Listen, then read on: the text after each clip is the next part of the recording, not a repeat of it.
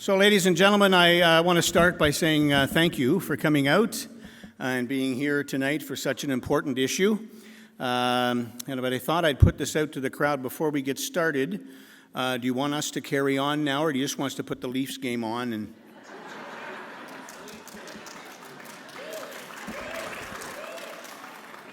Well, I'm sorry. I've never been a Leafs fan, so that isn't going to happen.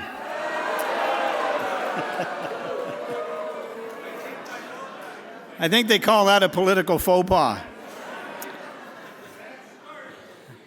Ladies and gentlemen, it's my understanding that the room has been set up here for 500 people. And as you can see, there isn't many empty seats. However, the folks leaning against the wall at the back, there's about 10 seats up here. If you want to come up and have a seat, there's a few more throughout. So 500 seats, we're just about full. People are still coming in, and so that's very important. It's important for our community. It means a lot to council, and it means even more to the staff who are going to be here tonight and are working on making this presentation possible for you. So good evening and welcome to the first of many public consultation meetings that this council will hold with respect to different items, but of course tonight is about the redevelopment of our world-famous beachfront and the development of our downtown and Main Street. Before I get started, I just want to introduce members of council. Deputy Mayor Snell is here with us tonight.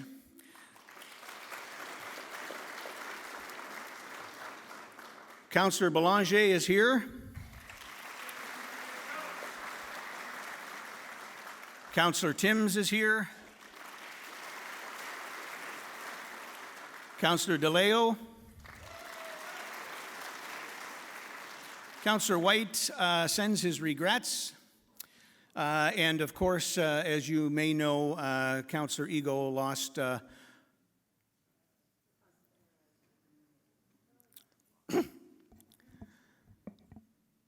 Councillor Eagle lost her husband a few weeks back, and a good friend of mine, and so she sends her regrets.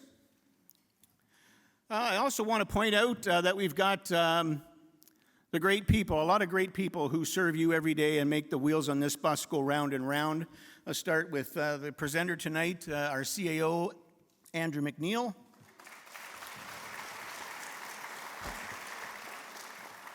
Our Deputy CAO, Jerry Marshall. Our General Manager of Corporate Services, Craig Williams. Our General Manager of Development Services, Danny Rogers. The General Manager of Community Services, Mr. Kevin Lalonde. Our Chief Financial Officer, Jocelyn Lee. And our Economic Development Officer, Caitlin Mosma. And I do believe that our shiny new Director of Communications and Intergovernmental Affairs, Sandra Watts, is also here with us tonight.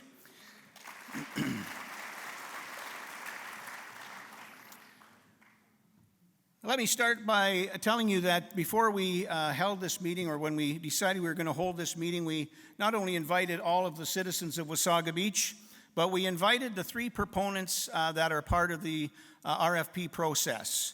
And I believe we do have some representatives from some or all of those companies. Is there a representative here from Baylock or Zancor? Maybe not yet. How about Slate? Okay, my understanding is they may be coming. And Fram Building Group, I know that Mr. Giannone is here.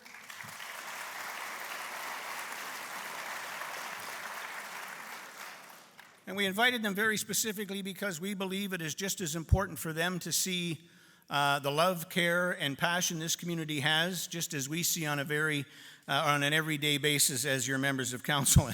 And believe me, we see some passion.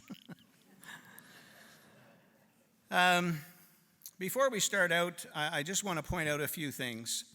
Number one, the RFP was sent out a few weeks ago, and that'll be back in our hands by the end of June, in which time we will start to work on that RFP and we will eventually choose a successful candidate or candidates, because they are also welcome to work together. And I want to point out that tonight, ladies and gentlemen, is not about what's happened in the past. It doesn't matter. It's water under the bridge. Tonight is about moving our community forward, and that's what's most important.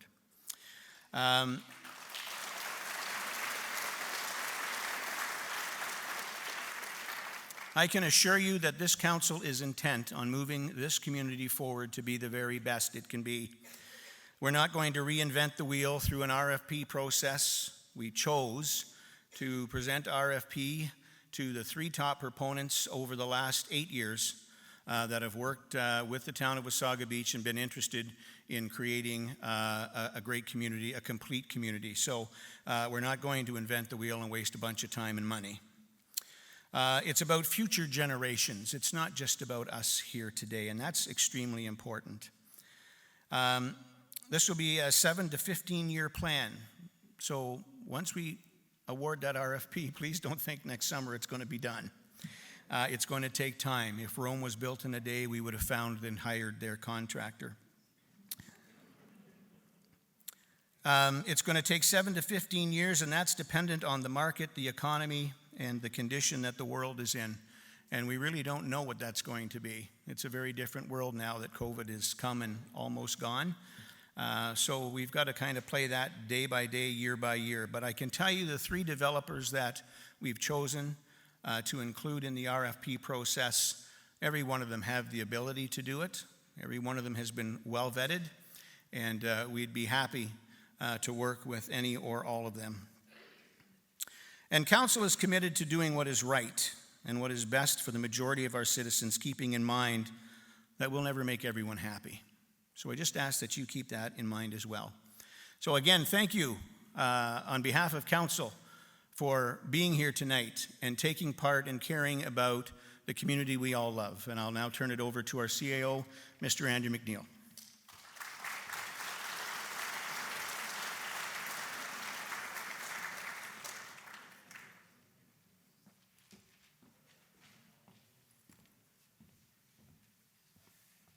Thank you, Mr. Mayor. I was a little concerned when you mentioned you were a Habs fan. I don't need you to start the crowd off angry before I even get into this presentation.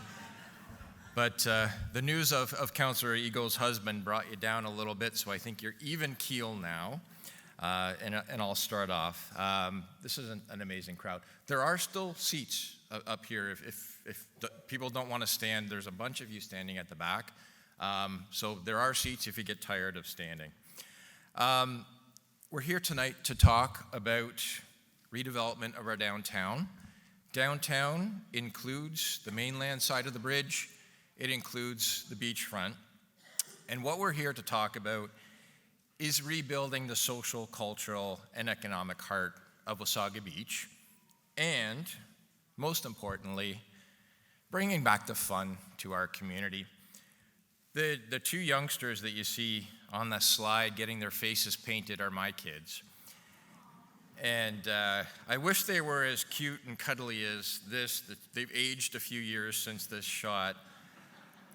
But, you know, I've grown up in this town. My family grew up in this town. My sister was a lifeguard at Waterworld. I managed World of Golf when I was a youngster. And there's nothing that gives you more pride than seeing a smile on your kids' faces. And these images were actually taken at the market that we built back in 2015, I believe it was. And I don't know if Zan is in the room, but she's an amazing member of our community. Every night we'd play on the beach, have a lot of fun, and then the kids would say, can we go to the market? I want to get my face painted by Zan. I want to get some poutine. I want to do this. I want to do that. I want to go watch movie night. The last couple of years have broken my heart, where after we have fun in the sun, they say to me, can we go to Bomb Beach? They have an arcade. Daddy, Wasaga Beach is boring. That would never have come out of my mouth when I was a kid. I grew up playing in the sand, and then each night we'd go down to the main end. We'd eat candy floss and hot dogs and whatever else you could put in your mouth, and then you'd be on the twister until you passed out. Those are great memories, And really what we need to do through this plan is create the framework for re-engaging our kids with this community and creating those memories for all of us, whether they're your grandkids or your kids, for the future. So keep in mind, we need to build something here that is worthy of all of our memories so that we can create them for future generations. What I want to do tonight, the mayor just provided the introductory remarks. There have been a lot of new folks that have moved to this town over the past few years, and this is a bit of a reset. We want to bring everyone up to the same level of knowledge with what we were trying to achieve. I think we had a great plan, so I want to walk you through some of the highlights of what were contained in that, give you a bit of background, a bit of theory. Why were we doing this? Want to talk about some of the things that happened from 2014 to 2018, the good things, some of the bad things. But again, water under the bridge, we're moving forward in a positive way. Want to walk you through what comes next, and then we're going to give lots of time for question and answer. I'm sure there are many of you that want to ask questions. And of particular note, we will have you out of here before the end of the third period. And if we've learned anything, you only need to watch the last 10 minutes of the game anyway.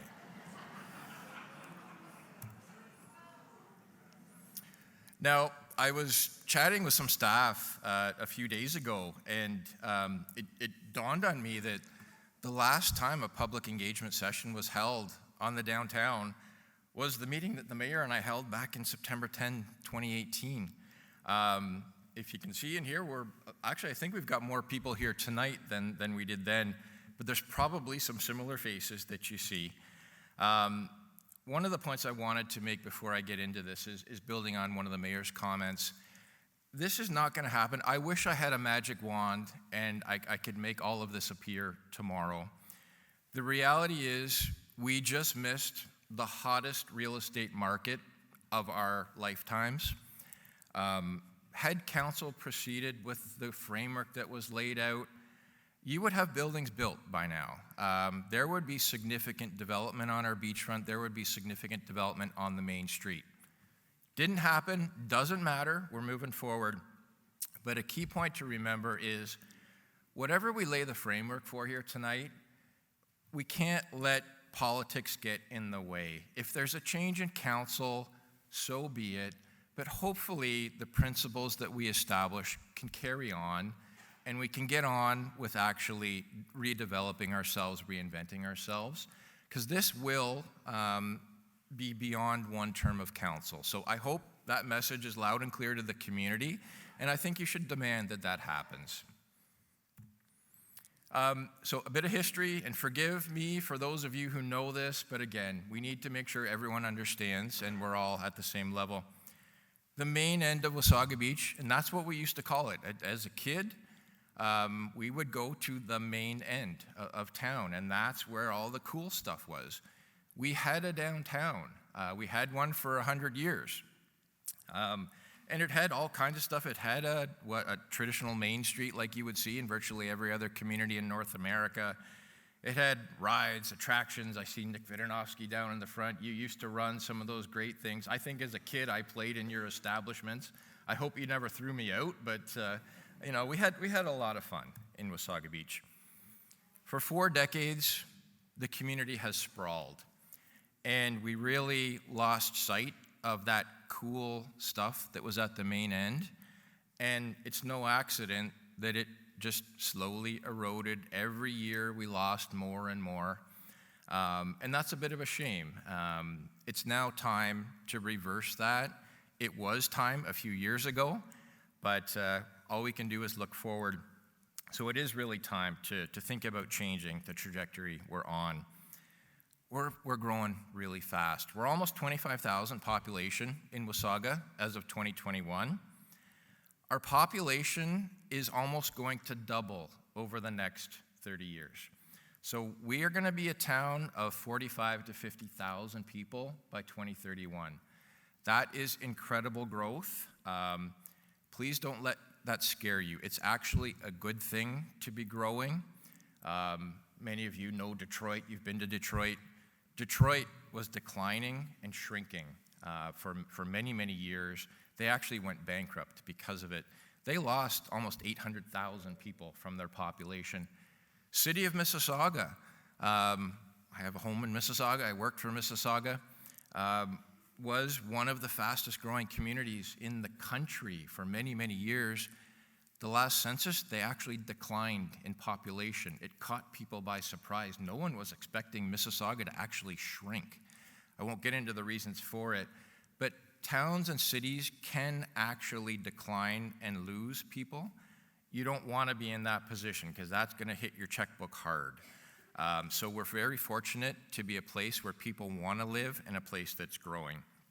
We're growing at almost 4 times the provincial average. Part of the reason for that rapid growth is we're now about an hour and a half from the GTA. We are in the commuter shed of one of the largest cities in North America. People are coming here because it is relatively affordable when you look at Southern Ontario.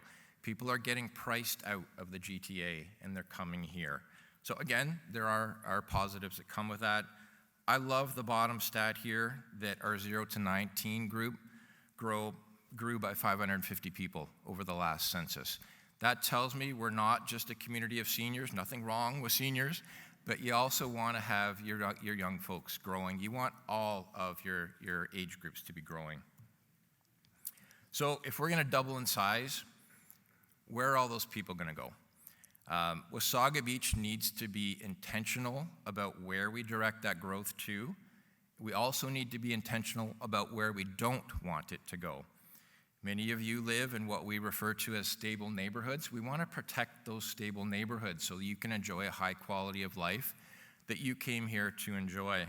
So when we're thinking about growing we're adding another Wasaga Beach into Wasaga Beach over the next 3 decades, you've got to identify nodes where that growth can go. And the biggest one that we need to focus on is the downtown. That's where we need to direct a lot of this growth moving forward. It's very important. We also, over the next few decades, need to be thinking about not only hard infrastructure, but soft infrastructure to fulfill all the needs of our existing community and future community. Schools, high schools, post-secondary, all the human and social services that come along with that. So very important that we plan for all the hard and soft infrastructure that we're going to need. Wasaga Beach, I mentioned, for the past 4 decades has been sprawling. We're not alone. It's a very common trend that was hitting or impacting a lot of municipalities, not only across North America, but around the world. Most progressive municipalities are trying to reverse that trend, and they're trying to focus on creating vibrant mixed-use places. Again, you heard me talk about this when I was previously here. Downtown revitalization, virtually every progressive community, whether you're a small town or a big city, that's where people are focusing on. That's my recommendation for what we should be focusing on moving forward as well. What people have been offered in Wasaga Beach are insulated, singular use destinations. The challenge with this is you really need to drive everywhere. You need to drive between places. I have no issue with Canadian Tire, Walmart, Boston Pizza. I shop and eat at all of those places. But you need to drive to them. Most of us need to drive to them. And if your entire community is a drive-to community, it tends to not be as vibrant and as successful as it perhaps could be. What are people looking for? Most people around the world are looking for these kind of places. Image on the top right was the Main Street Market, an image taken back, I think this is probably 2017. Seemed to be working pretty well. As a sidebar, it was actually financially profitable as well. But those are the kinds of experiences that people are looking for moving forward, and the kinds of things that we're going to be looking to add to the plan moving forward. There is a direct correlation between how you design your community and how healthy your residents are. If you design communities where you need to drive everywhere, what we have found over the past few decades is that you tend to have increased rates of obesity, heart disease, diabetes, whereas if you design places that are mixed use, walkable, etc., you tend to have healthier residents with lower costs of healthcare. So healthy living, great community, vibrant community are some of the key things that we're looking to achieve. Why is mixed use so important? The goal is really not to allow people to move faster and further quicker. We should be trying to actually make people's journeys between destinations shorter. So maybe you can walk to get a liter of milk instead of spending a liter of gas to get a liter of milk. So bringing things closer to minimize the need to travel long distances to undertake your daily needs is an important principle. Convenience, things are located. Great cities around the world, you don't typically go to groceries once a week and stack your huge refrigerators. You go daily and you go buy your loaf of bread and whatever else you want to eat. So convenience comes with mixed-use places. Successful mixed-use places tend to deliver more successful businesses that are charging and realizing higher sales per square foot. They're active, more vibrant for longer periods of the day, and they tend to be safer places. Successful places have anchors, and I'm going to be talking about this in a few slides when we get to what's happened here and some of the things that we were working on. Anchors can be hubs, arts, entertainment, cultural centers, retail, hospitality, etc. So they can take on many different forms, but it is very important to have anchors because that's what drives traffic in successful places. Downtowns also create a central gathering place and unified civic identity. Go to any great place in the world and you'll see this. Today, Wasaga Beach, unfortunately, is what we refer to as placeless. Again, no disrespect to big box stores, but you can find them in virtually every community in North America. We need to be unique. We are a tourist place. We need to be different from other places. How many, just by a show of hands, like it when your taxes go up? One person back there. You are certainly in the minority. I learned as a kid from watching Sesame Street from the Count, and he always told me to do the math. What this chart represents, there's a really great firm in the United States called Urban 3. There are some Canadian companies that are doing this work as well, but they're really the leaders in this. And what they do is they go into municipalities and they analyze the books, and they look at all the revenues coming in and all of the expenses going out. And you'll see that the line down the middle, the revenues are on the top of the line, the expenses are below in red. And what they have found in every community they've gone to, there's a pattern. To the left are the lower density areas. Where you see the spikes are in downtowns, higher density mixed use places. Most communities, downtowns actually subsidize the suburban areas, the lower density areas, and it makes for a healthier bottom line, a more sustainable financial picture, which helps all of your pocketbooks because it keeps taxes lower. We don't have those tall spikes. We don't have the higher density mixed use downtown currently, which means our entire community is to the left on this screen, which means we're actually operating in a very vulnerable position.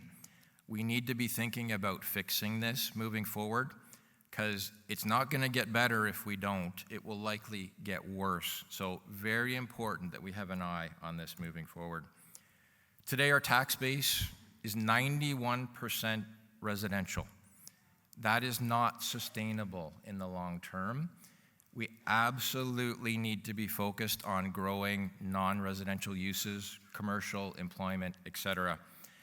The ideal, the golden rule is to always shoot for a 50-50 split between jobs and people living. It is not realistic to say that Wasaga is going to become that anytime soon. Our goal should probably be a 70-30 split, 60-40 split, but we need to set a goal to transition away and build up our non-residential. Again, because this hits your bottom line every time you get a tax bill. So we need to protect all of you from future tax increases. Downtowns are economic engines for communities. The Canadian Urban Institute analyzed every downtown in every major city in the country, and there's some common themes. They all generally occupy about 1% of the geographic land area of their communities, and depending on how well they're done, how successful they are, they're actually carrying a pretty heavy lifting in terms of tax revenue. City of Toronto is the most successful downtown in Canada. That 1% of geographic land area, and Toronto is a massive city, that 1% of geographic land area, the CBD, is accounting for 25% of the revenue that is flowing into the City of Toronto. Imagine if that CBD wasn't there and the impact on all the residents of Toronto would be. So this is a lesson for us, focusing on that 1% of geographic land area. And actually, when we drew this plan back in 2016, 2017, we created the outline, it's in the official plan today, for downtown Wasaga Beach. And by sheer coincidence, we actually didn't plan this, but we did calculate it. It's 1% of the geographic land area of Wasaga Beach. So we're right in line with every downtown in the country, and that really needs to be an area that we focus on moving forward. Been a lot of work, and there's a misconception that, oh, bring a Walmart, bring a Costco, bring a Canadian Tire, that's the solution, because they bring jobs and they bring tax revenue. It's actually not true. Cities in the US, Asheville, North Carolina, this is one of the key examples that people are referencing lately. They actually looked at a per acre evaluation of mixed-use development in a downtown versus an acre development in a power center. And you can see the numbers on the right blow the power center out of the water. They deliver more jobs, more assessment growth, et cetera. So think about all these slides that I'm referencing, the past few slides, and the financial impact of doing these things properly. You should care about all of this because it has a direct impact on you. Sustainability Prosperity Institute. This was a study out in Nova Scotia. They looked at the cost of servicing development once it's built. We're currently growing out at George and Sands, Sunnydale Trails. I'm sure there's going to be development in the West End. That falls under the suburban category. It is very expensive to service suburban development. I know our Director of Community Services, Kevin Lalonde, has been under pressure. Why can't you put transit out at George and Sands? Everybody out there wants to ride the bus, and you can't bring it out here. He can't just snap his fingers and make that happen. It's expensive to change our transit system and run that transit out there. I'm sure it will happen someday, but there's a cost to it. So there is a cost to servicing suburban sprawl, and it's 2 to 3 times urban development. Urban development, I'm not necessarily talking about big skyscrapers. Urban development simply means compact development, mixed-use development. It can be historic scale, 2-3 stories, et cetera. It doesn't have to be tall towers. Urban simply means development that people interact with the public realm. That's all it means. So when you've got Main Street, we already have services on Main Street. We already have transit. If we intensify there, we don't need to run new water and sewer lines out. We're making more efficient use of what we've already got in the ground. That's the basic principle behind it. We want to build up our non-residential tax base. How do you do that? The world has changed over the last few decades. When I started out as a green, naive urban planner, power centers, big box worlds, suburban office parks were the trend. That's no longer the case. Municipalities are moving away from them. And the simple reason is employees don't want to work there. They're god-awful places to work. You've got to drive there. If you want to go for lunch, you've got to hop in your car. Hopefully there's a Tim Hortons somewhere nearby. But if you've got childcare issues, et cetera, it's not a nice lifestyle. What employees are looking for is living, working, playing in cool places. They want to be able on their lunch hour to walk downstairs, go over to a great cafe, meet their colleagues, have some fun, have some good discussion, maybe pop across the street, drop their dry cleaning off, maybe pop across the street and grab something else. Those are the kinds of places that are successful today. If we learned anything during the pandemic, which was a horrible time for all of us, these are the types of places that did really well. I live in Port Credit. Port Credit, I didn't get in my car, except when I was coming up here on the weekends. I didn't get in my car for almost 4 years. I walked everywhere. I had business meetings on the main street of Port Credit at sidewalk cafes. There was a lot of business done outside on sidewalk cafes in cool places. A lot of folks are tired of living in the GTA. They want to move north. They're not ready to hang up their business. They're looking for a place to relocate to. Cool places are getting a lot of that investment. Doesn't have to be big 1,000-person employees. It could be small businesses that relocate up here. So very important that we pay attention to that. Very simple, great places drive economic development, foster real estate growth. I want to talk a little bit about tourism. And again, this is the theory behind what we're doing. I'm going to very quickly jump into our plan and some of the things that were happening. I think you're going to be more interested in that stuff, but it's important that you understand the theory.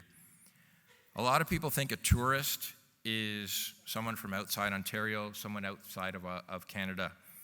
Not true. The actual definition of a tourist is anyone that travels more than 40 kilometers to a destination. When you think about our location, there are over 100 million tourists at our doorstep within an hour and a half. We just need to deliver a product that will entice them here. Why would we want to do that? At its peak, Wasaga Beach was drawing over 3 million visitors a year. We bottomed out in 2014. I haven't had a chance to look at the numbers during the pandemic, and I'll ask Caitlin to help me do that over the next few days. They were probably a little bit lower. But we can't ignore tourism. It's the industry of this community. If you ignore it, we all suffer. All of our businesses suffer. The future for our kids suffers. Our taxes are impacted. So you can't just sit back and say, we want to be Elliott Lake, we like it quiet, we don't want tourists to come here. Now, there's different kinds of tourists. This is not a technical term, this is something I made up. I just call it good tourism and bad tourism. Day trippers that come here from Toronto or the GTA, they actually don't bring that much value to our community in terms of dollars. The Ministry of Tourism actually quantified day trip spending versus overnight families, longer stay. Families that will come and stay here for a few days, a few weeks, etc., they bring 2 to 3 times the dollars that a day tripper brings. Currently, we're about 80% day trippers, 20% families. That's something we need to repair. My family ran a cottage business for about 50 years in this community. We were 100% family, a longer stay. Bruce Roberts knows this because you did this as well. That's what we need to get back to, but in order to do that, you need to offer the product that these folks are looking for. You need things that will attract them and have them stay. The Main Street market, love it, hate it, doesn't matter. It was something for people to do. It was always intended to be temporary. For those of you that remember me up here a few years ago, I said to you, if that thing is still there in 5 or 6 years, we've failed. Well, it's not there, so I guess we we kind of didn't fail, but there were some other buildings that were knocked down just before the election.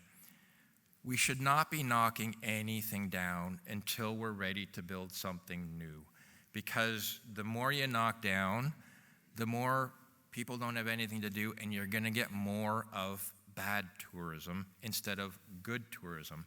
I don't think any of you really enjoy the bad tourism, but when you walk over to the Village at Blue, it's all families, great people. They're staying for multiple days. They're spending a lot of money. It's quite pleasurable. I take my family over there. My kids, we walk around. So that's the kind of stuff that I think we're trying to get back to. There's a term called a dependable destination. And for almost 100 years, Wasaga Beach was a dependable destination. What that means, if it's rainy, it's cold, it's windy, is there something to do? There was here. You could go to the amusement park, you could go to the haunted houses, there was shopping, Blue Mountain Pottery, all kinds of stuff that was very unique and fun. There is nothing worse than going on vacation and being cooped up in a dingy hotel room with your kids whining at you because they're bored because it's raining outside. That's horrific. So a dependable destination is something, it's planning for the rainy days, and that's something we can do. Village at Blue, you can go there rain, shine, snow, cold, doesn't matter. Still fun, still stuff to do. What are tourists looking for? Top 4 things: beautiful scenery. We've got that, no question. Mother Nature blessed us with that. So check that off. Sampling local flavors, so unique culinary cuisine. We've got some of that here and some really good stuff. We can do better, we can get more. Historical cultural attractions. We've been having a lot of discussions amongst ourselves and with the province. Take a good look at Nancy Island. The paint's peeling off that building. The bridge to the lighthouse is condemned. I understand during the pandemic, the power went out, and what is one of the nationally significant historic treasures of this country had no power actually to preserve it for a couple years. That's embarrassing. This thing should be up there with all of the great tourist attractions in our country. And believe me, we've been telling the province that loud and clear over the last few weeks, and we're lobbying hard for the province to pull up their socks, not just for Wasaga Beach. And then for experiencing a region's unique characteristics, local lifestyle. What that means is the stuff that makes it cool and different. Why would I go to Wasaga Beach when I can go somewhere else? Is there something different here that I'm going to experience and enjoy when I'm on vacation? When you go on vacation, how do you decide whether you're going to Cancun, Aruba, Disney World? Think about what goes through your mind and why you would come here and spend $5,000 for a week to stay at an Airbnb. What's here that would attract you, and how competitive are we with Disney World and Cancun, et cetera? And then finally, community drivers. Events, festivals are very important, but also that little target in the middle, that red dot. Who's your target market? Who are we trying to attract with all of these events? You need to be very deliberate about what you're trying to bring here. If our target market for tourism is longer stay families, then put on events that appeal to longer stay families. It's not rocket science.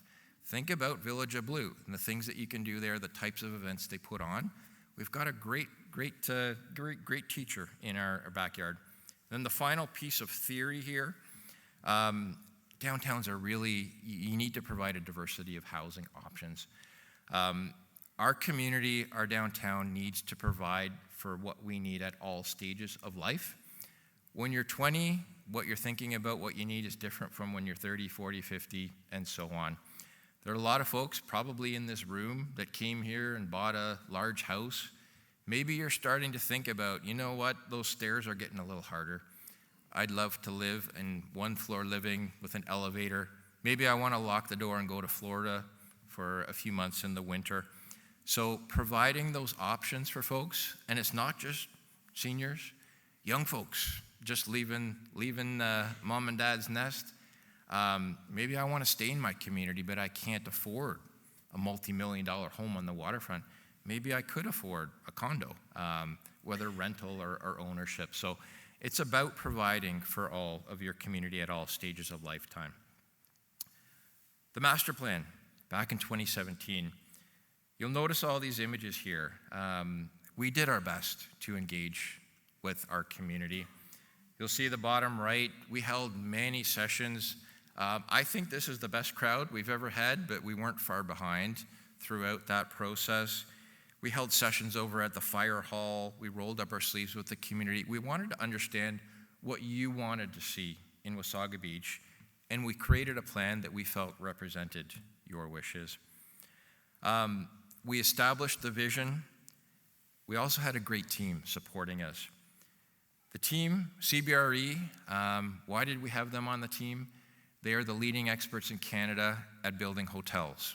They had acquired a firm called PKF, who was the leader at informing hotel design. We wanted to make sure, and we heard loud and clear, the community wants some better accommodation, some hotels. Okay, we've got someone on our team that can help us with that. J.C. Williams, one of the leading retail advisory firms in the country. We needed to understand for the commercial as part of mixed use, how do we ensure we get it right and we deliver a product that's going to make us one of the tourism jewels of this country again? Enberry Lyons, market economist, they advise most developers and municipalities in Ontario and throughout Canada, one of the leaders in that. And then Forek. Forek, if you've been to Universal Studios and Canada's Wonderland, that's the firm that designed those places. So they understood what it takes to build cool, vibrant, fun communities. So that's the team that we had working with us. We established the vision, we established the strategy on how to make these things real, and we were moving into implementation. To give you an idea of what we were talking about just on the beachfront, order of magnitude, we were in similar scale and economic impact to the Village at Blue. The Village at Blue, for those of you who are familiar with what this community was before and after, transformed Blue Mountain, Collingwood, and this whole entire region of Simcoe County. That project was delivered in partnership with multiple provincial ministries. Before this project, Collingwood had the same problem as us. They were a seasonal community, but they were the reverse. They were a 2-month winter season community. We're a 2-month summer season community. They wanted to become year-round. Ever since I was this big, I've heard people talk in Wasaga Beach about becoming a year-round community. They did it, but they did it by focusing on compact, mixed-use, vibrant place, and a great quality of development, which has transformed Collingwood. Collingwood was actually in a bit of decline before this. Then they said, oh, look at what the Village just did. We better pull up our socks and reinvent our main street. Go over there today, it's a different place than it was. Phenomenal place. They're doing things really well. The downtown master plan, we had 2 components to it. We call it the heart of the community, the main street, and the lungs of the economy, the beach. When you think about a patient in the hospital, if they're having heart problems or if they're having problems with their lungs, you got to make sure the whole body's working properly together. If one of these isn't working well, the patient's going to be in a bit of trouble. We need a bit of help on both of these fronts. But over the last 4 years, and again, I'm not trying to be critical, the focus was entirely on the beachfront. Let's sell the beachfront and make sure that comes out of the ground. I would argue that the main street, the other side of the bridge, is actually more important to the future of this community.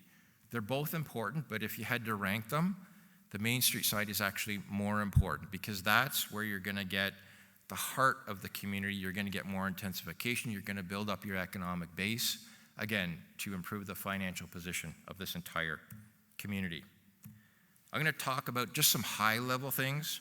I'm not going to get into the details of the plan, but in plan view, that was really the heart of the Main Street area, running from about Stonebridge to the bridge. We were looking to build a traditional Main Street.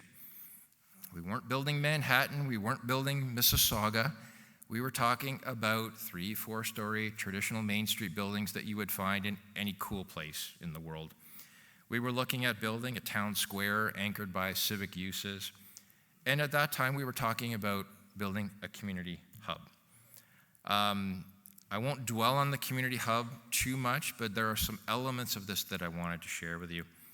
At the time, we weren't just focused on an arena, we weren't just focused on a library, we were focused on the bigger picture, all of the health and human social services that we could bring to bear.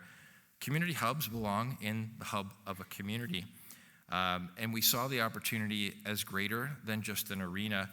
And I will share with you, the province said to us, if you're just building an arena, don't come talk to us. We're not interested in helping you. If you're looking at building a true community hub, you got our attention.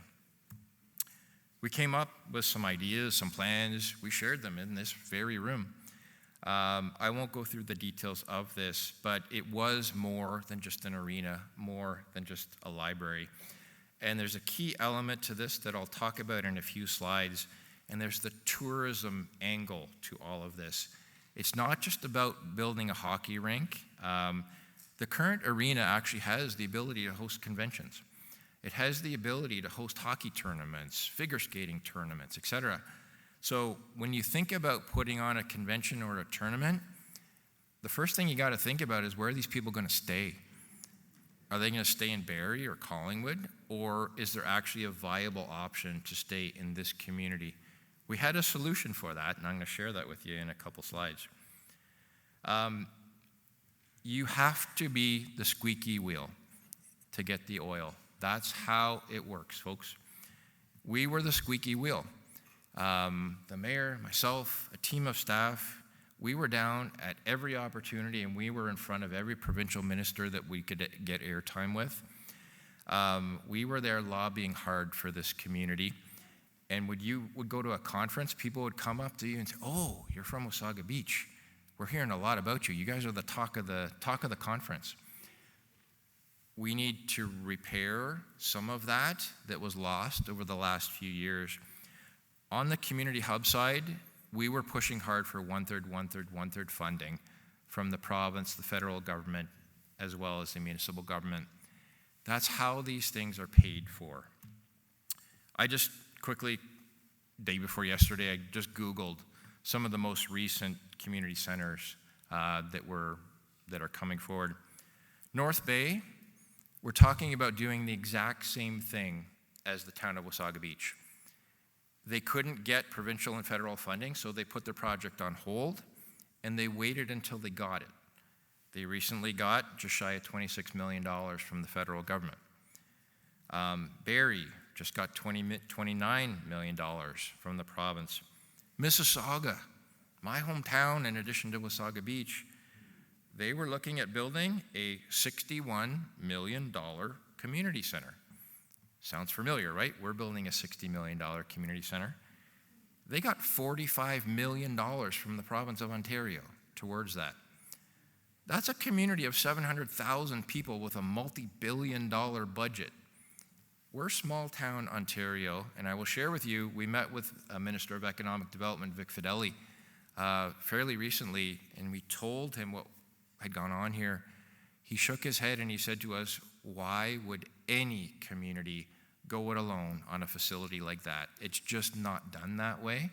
So again, water on the bridge, we're moving forward, but I just wanted you to know what we were pushing hard for, and we were on the list to get funding. Main Street, we want to design a cool street, a framework for all that vibrant thing to occur. That's the design that was created: wide boulevards, bike trails, etc. The scale, as I mentioned earlier, not Manhattan. These are small, historic type buildings, commercial ground floor, 2 to 3 story buildings. This is interesting, and I learned a lot working with John Williams as our retail consultant. They actually did an inventory of everything that exists in our community, and they plotted it on this chart.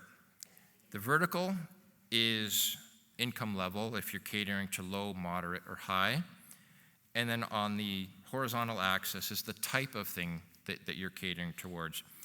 And what they said to us is, your market, virtually everything that's being sold in your community, is what they refer to as lower end type product. Again, no disrespect to Walmart or Canadian Tire. I shopped there when my kids were smaller and I needed to buy 1,000 diapers. Thank God Walmart was there. It came in very handy. But if you're looking for great experiences, and think about, when you have family come up to visit you, they want to go up to Wasaga Beach for a great weekend. We want to go out for a nice dinner. Where do you go? I'm hearing a lot of Collingwood, a lot of Village of Blue. So again, no disrespect to anybody. We need to provide for everyone within our community, but there's a lot of white space on this chart, And we need to start filling out some of that and really focusing on experiences and cool things to do as we're redeveloping. So how do you do that?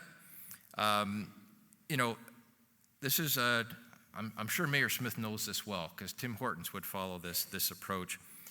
When you get to a certain size, and we're approaching 25,000, there's a formula that retailers use. Walmart knows it, Shoppers Drug Mart knows it, Canadian Tire knows it, Tim Hortons knows it. A certain population threshold can support certain size stores. We clearly crossed that threshold to be able to support a Walmart and a Canadian Tire and a Shoppers and a Boston Pizza, et cetera. That's not what delivers cool, great communities. What delivers cool, great communities is when you focus on the demand side. What are people actually looking for? The Village at Blue, the art of delivering all those spaces on the ground floor, it was actually pretty cool. What people did is they went out in the community, Blue Mountain, Collingwood community, and they actually asked people, what kind of things are you looking for? What would you love to see here? And then they went out in Simcoe County and they found the best of the best of what was being offered in that market segment. Old Stanton store, which used to be on Airport Road, I think they closed the original one. A lot of people were looking for that type of thing. I'm not a big potpourri fan, but some people like it. But they do have great fudge at the Old Stanton store. They put an Old Stanton store in. There are some great independent restaurants in Collingwood, and they've gotten better over the last few years. They went and said, you're operating one of the best restaurants. Can we convince you to come here and open up a second one? A lot of those retailers, just so you know, were terrified because they said, this is not going to work. Collingwood is a 2-month season. January, February, maybe you get a bit of March. We're not going to be able to survive in the summer. Go and talk to those stores, those retailers, those entrepreneurs today, and they will tell you their best month is August. It's not the winter months. And go take a survey of the original stores and entrepreneurs that went in when it first started. The majority of them are still there. They're still operating because it was so successful and it created the right type of environment where they could survive. We are at that stage where we're going to have to convince people to take a chance on Wasaga Beach and come here and invest in us. And one of the ways you do that is focus on the best of the best. The image on the top left is where we wanted to focus all that cool stuff, from Main and Beck right to the waterfront, and focus on independent, best of the best, unique, experiential type retail commercial businesses. That's not where a Shoppers Drug Mart belongs. Shoppers Drug Mart can go out on the periphery of all of this. This is the stuff where you want to take your friends and family when you're interested in doing something cool and having a bit of fun. The Main Street Market, again, sorry to hear that this made a departure, but what were we trying to do with that? Again, it was temporary. We actually went out in Wasaga Beach and we canvassed and we knocked on doors to find the best of the best and said, would you be interested in coming down here? We created a home for Wasaga Beach Brewing Company so they could get established in this community. The best marketing that we have in our community are those beer cans. They're in communities right across the province. Every time I go to Loblaws, I walk by and that green and yellow can jumps out at me, which is fantastic. But again, think about the experiences. We were targeting local artists to come out and perform here. This is unique Wasaga. This is what made us different. So as we're thinking about building permanent stuff, a lot of the thinking and the quality of this needs to go into it. But again, think about your kids.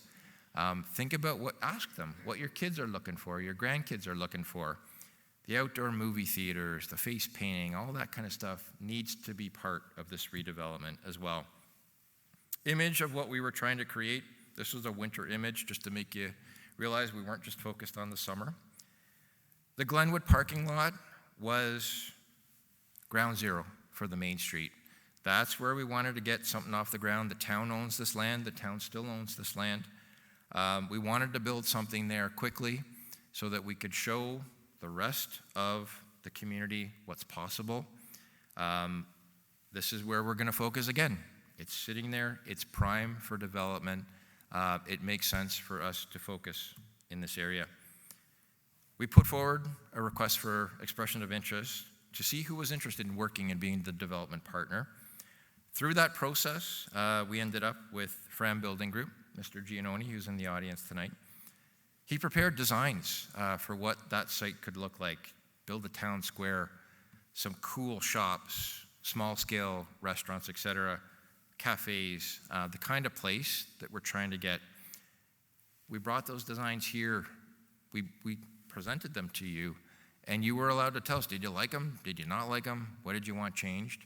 And there was responses. We came back and shared the changes with you.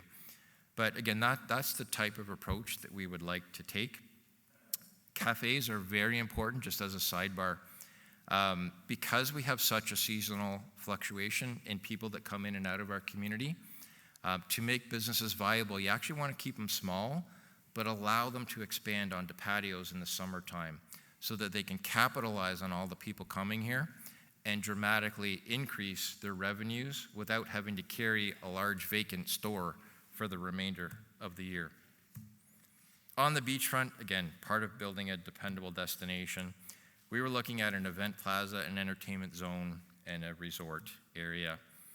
Again, Foreck was part of our team. They knew how to design theme parks. They were actually coming up with plans on how to design a mini Canada's Wonderland here, which would have been phenomenal for all the young folks. We want to reintroduce some of that. So it's fun. It's fun on the beachfront.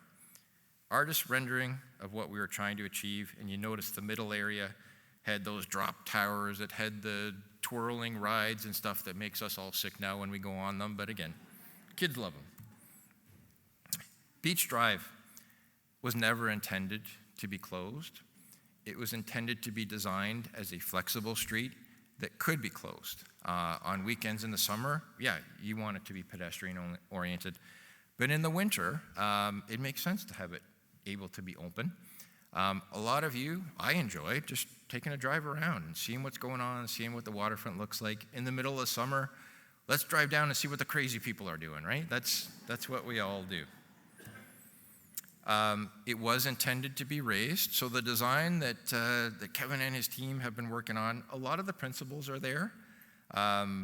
Dealing with beach erosion, wind erosion, etc. We do need to raise it. There's a cost to that, and that'll be one of the things that we're looking at moving forward. Mr. Giannoni and his team put together what would have been phase one on the beachfront. The architectural style, look at the architecture here. It pays homage to what Wasaga Beach was about. They spent a lot of time looking at those old historical photos of the Capstan Inn and other great places. So that's some of that quality and essence I hope we can reintroduce as we move forward. I'm going to spend a couple slides talking about anchors. If there's any part of this presentation that breaks my heart, it's the next few slides. An anchor, you all know what these are. You've all been to shopping malls. When you get a Hudson's Bay or a Sears or the big anchors at the end, those are very intentional because they're designed to attract you to a shopping mall. And all the stuff between the anchors, those are the filler stores that you pass when you're going between the anchors, and that's how they get their business. Think about a town, a successful place in the same manner. What are those anchor stores that are going to attract people to come here? And then what are the filler stores between that can survive behind or beside those anchors?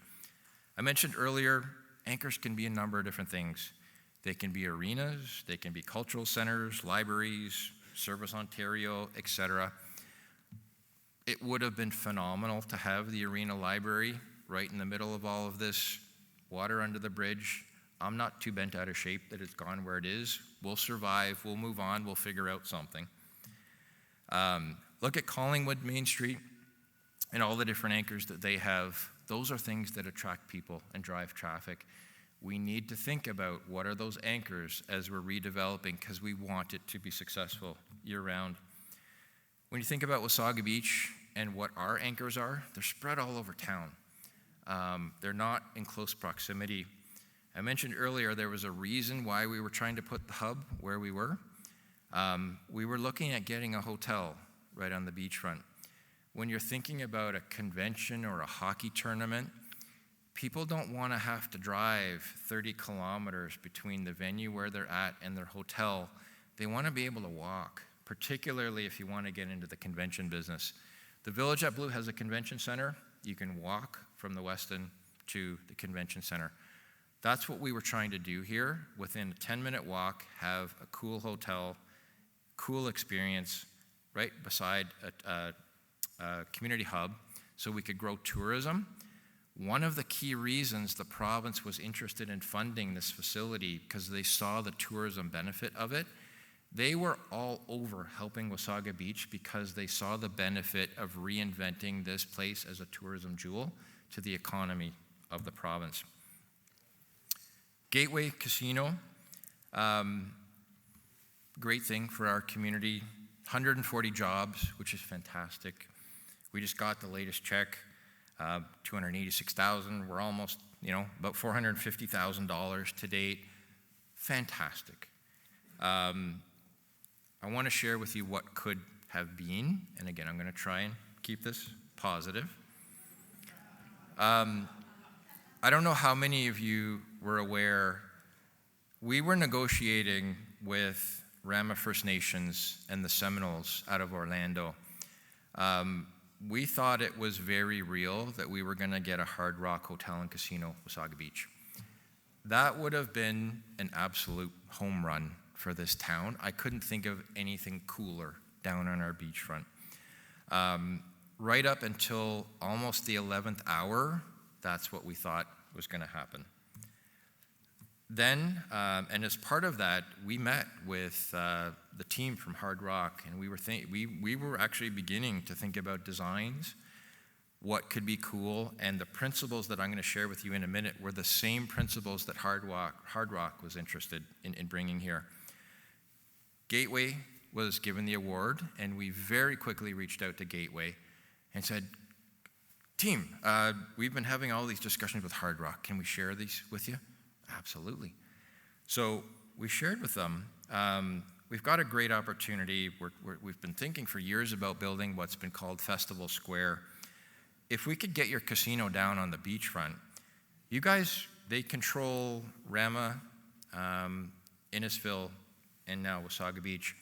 You guys have top quality entertainment that goes through Rama.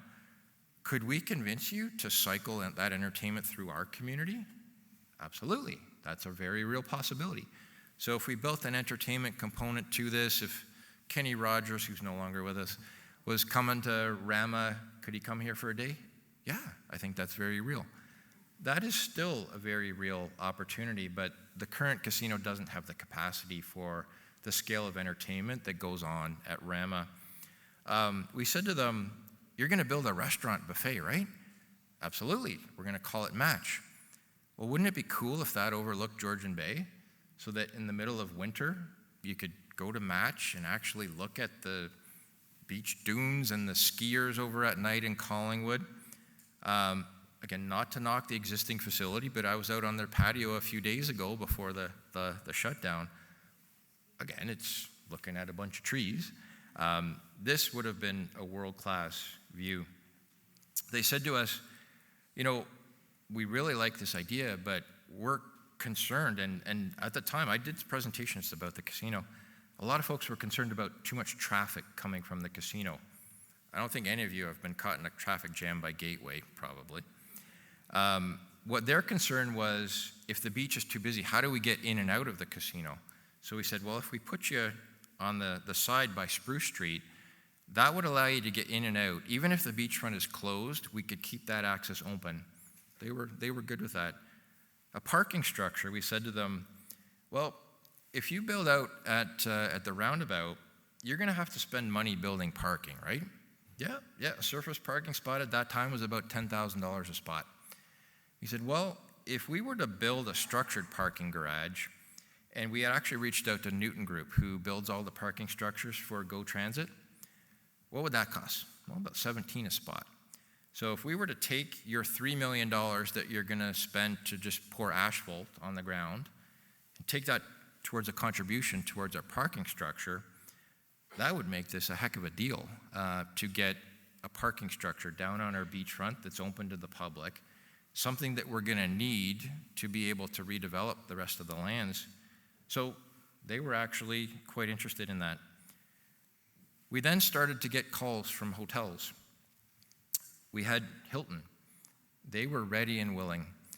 The second that this casino was announced on the beachfront, they would have come forward and built this. I have no doubt in my mind, if this had proceeded, you would have that hotel in place today. And it wasn't just Hilton. We talked with Marriott and a whole bunch of different flags. Every one of them, I mentioned earlier, we had CBRE on our team, hotel experts. Every one of the hotel operators that I spoke to told me the exact same thing. They said, we've been watching your community for years. We know in the summertime we can have maximum capacity. We're worried about the winter. If you put a casino there, we're no longer worried about the winter. We'll be knocking on your door the next day. So the opportunity cost of going out at the roundabout was much bigger than I think a lot of the community was aware. It cost us a hotel, as well as the casino, as well as the entertainment function, et cetera.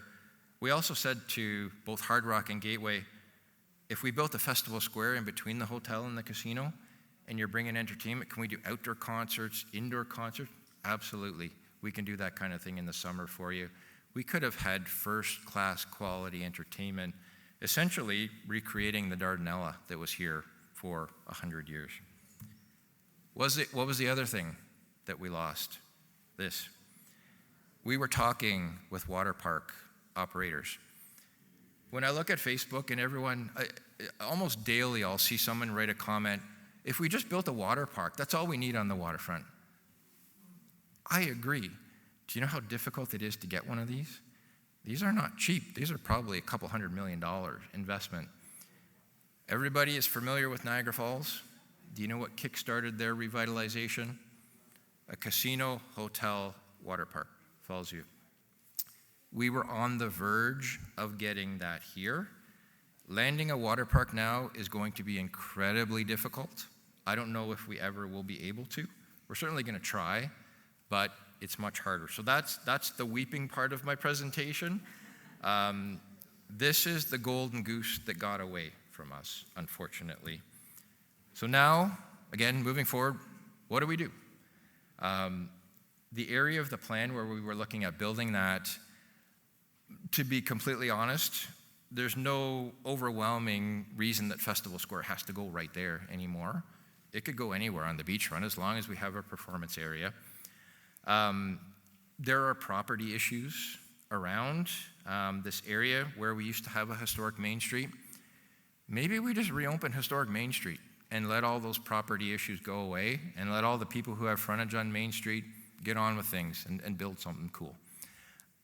Again, we'll see. I'm very interested to hear from the developers when they submit their plans, what they think could happen down here. But the message I want to deliver to you is the plan does need to change because some of the strategy, some of the thinking that went into it has now changed because of decisions that were made.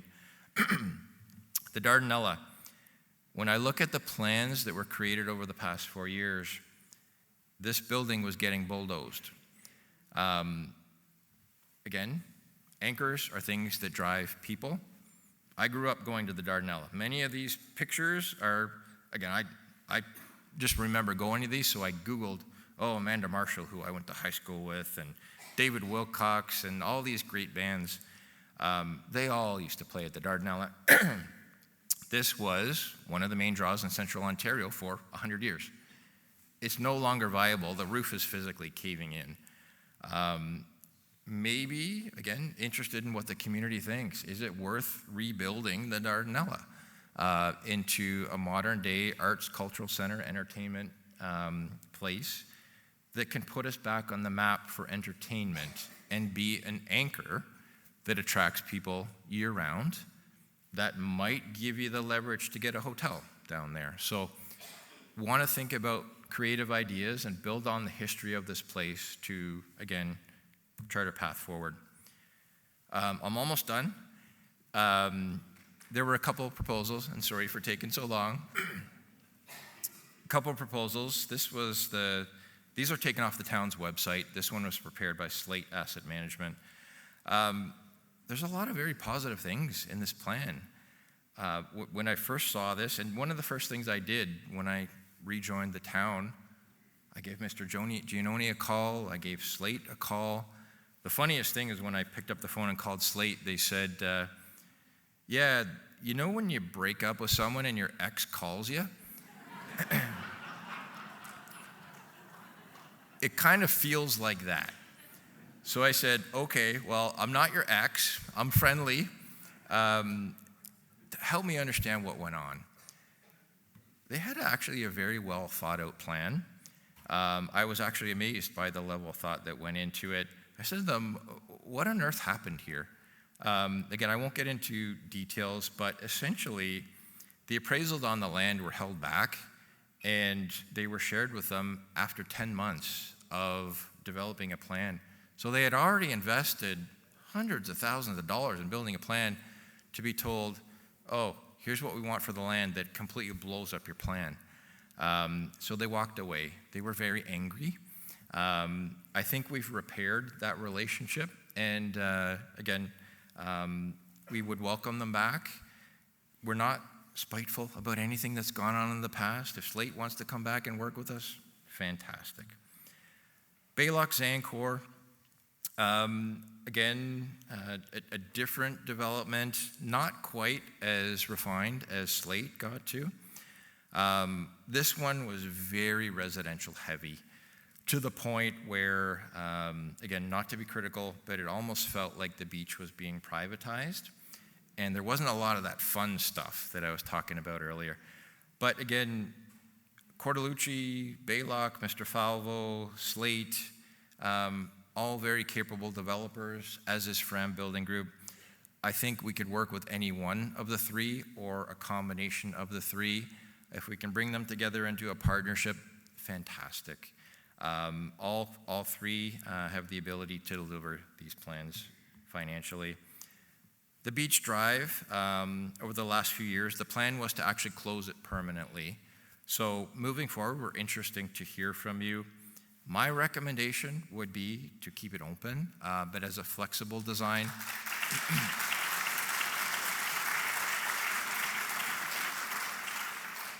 And the reason for that is if you close streets, they can become a bit of a crime issue. We call it CPTED, crime prevention through environmental design. I'll tell you, over the last 4 years, we have a place over in Allenwood. I never came here. I couldn't drive around, so I just didn't bother. I stayed over in Allenwood Beach because there wasn't, frankly, enough to get me out of my car. So having that open for all of our residents, some of us have different levels of accessibility. It's a good thing so that all of our residents can engage in our beachfront. Last two slides. What did we learn through all of this?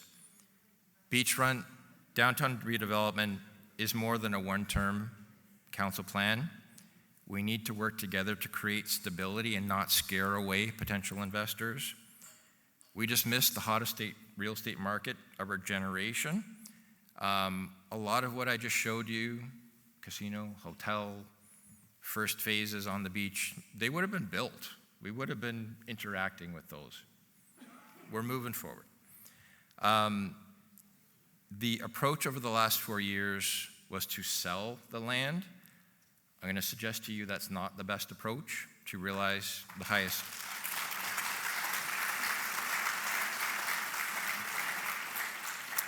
highest return on investment.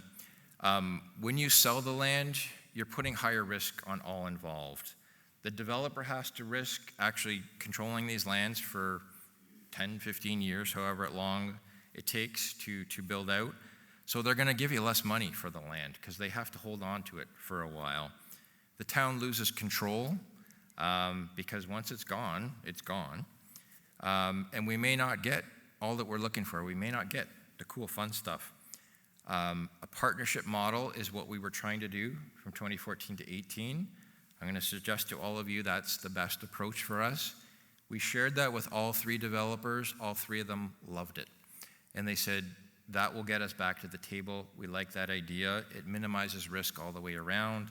It allows the municipality to keep control, and we can keep coming and doing this and share with you phase by phase. Guys, what do you think of this? Do you like it? Do you not like it? What do you want us to change? The approach is to unlock phase by phase. At each phase, you do an appraisal of land, you unlock that, you build it, and then you move on to the next. And you do that at building permit stage. What are we currently doing? We have an RFP out on the street. We have sent it to Baylock, Zancor, Fram, and Slate Asset Management. We have had conversations with all three. All three are quite excited to work with us. We've repaired whatever ill will was going on, and we're looking forward to seeing what they submit in the next few weeks. Based on a partnership model, we're looking at Beach 1 and Main and Beck as the catalyst for redevelopment. We're looking for proposals by the end of June. When we get those, we're going to bring them here. We're not going to keep them secret. We're going to share them with all of you.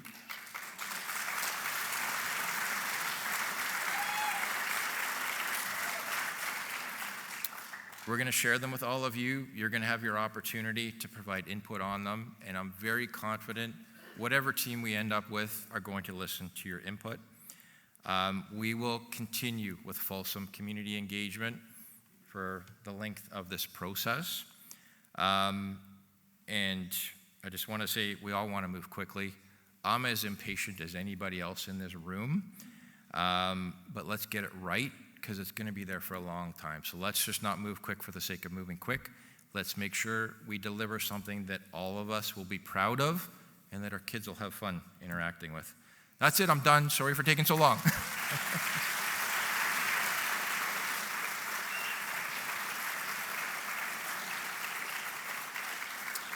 So we have microphones set up. If there's anybody interested in asking questions, please feel free to come up to the mic and we'll do our best to respond. A couple brave souls already making their way up.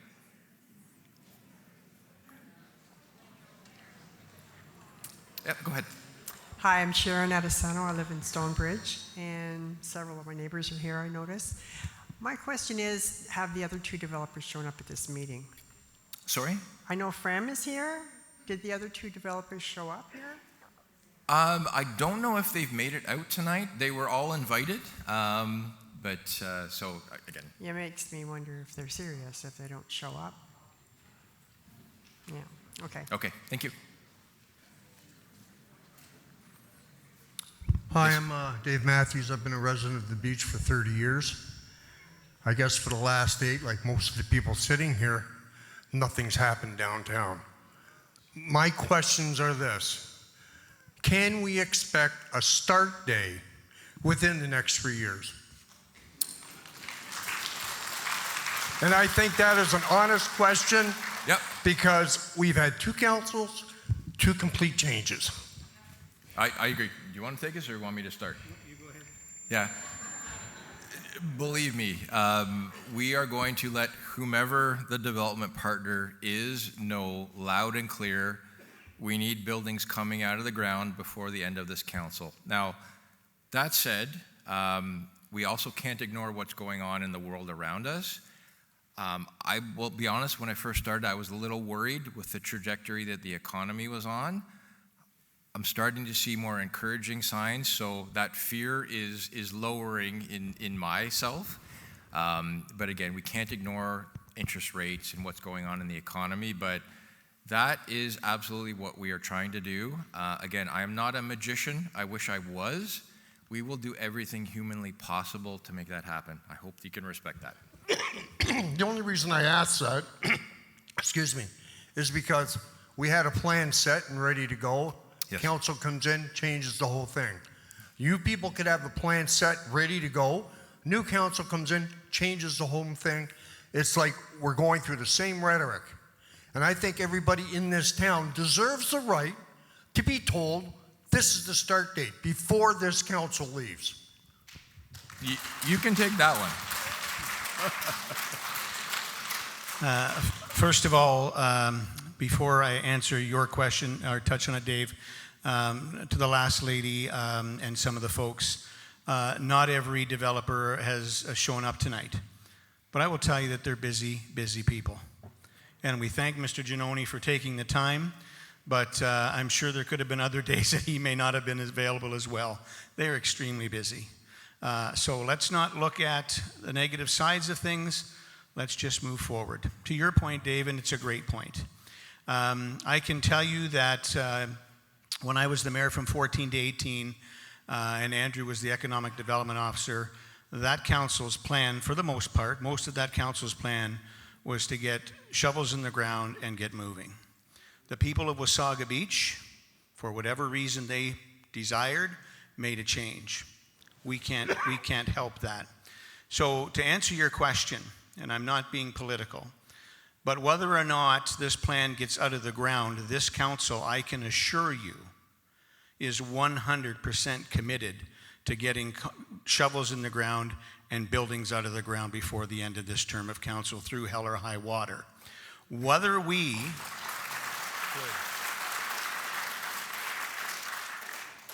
this council is able to continue to finish that, my friend, is your decision. Yeah. All right? My other question is, you continually mention we're building for the future, for the next generation. How much are you going to insist that these projects be green? Yeah, I think that's an excellent point. We have an opportunity to start from scratch here. Most development that's being built today is significantly green, LEED, silver, or greater. But I think that's something when we get our development partner, we will ask them to pursue, and let's look at all the things green that we can do. That's the responsible thing to do. Okay, thank you. Okay, yes. And I'll just add to that, Dave, one of the pillars of this council's priorities is looking at the environment and creating a greener community. So we'll absolutely be speaking to our partners about that.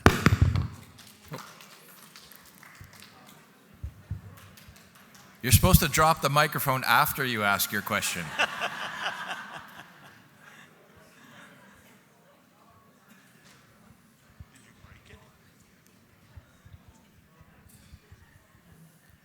Donna, did you just say what I thought you said? Okay. Why don't we go here while we're waiting to get that mic fixed? And I don't know, Chris, could you maybe give a bit of tech support to the mic? Oh. Is this one working? Oh, okay. I think we've got your mic working again. Let's go over here first. I'm sorry, I'm short. You are too. My question is, listening to all of the presentation, that this council, or yourself, Andrew, kept saying, we are going to build, we are going to build. I don't see any costing from the town on what our portion of funds is that we're going to commit to put into this partnership with the builders or developers that you're planning to work with. And none of that costing came in. We're already on the hook for an arena with no hotels in our town, no short-term rental plan in town to bring in revenue, or to have events where people can stay in town. So how can we commit any more of the taxpayers' dollars into this and expect us to have 8% tax increases every year until it might be 7 years or 15 years till this revenue comes in, and then to see a survey on there that says the businesses in town aren't good enough? Right. It almost makes me cry. Yep. Excellent question. I'll start. So the first step is getting the plan. That's what the developers are doing. We have asked them to prepare costing as part of their plan and identify what the financial impact would be to the municipality, what the return of investment would be for the municipality to get into this relationship. We don't have that today. As soon as we do, we will share that with you. Private development should pay for private development. The town is not going to build the buildings. The developer is going to build the buildings.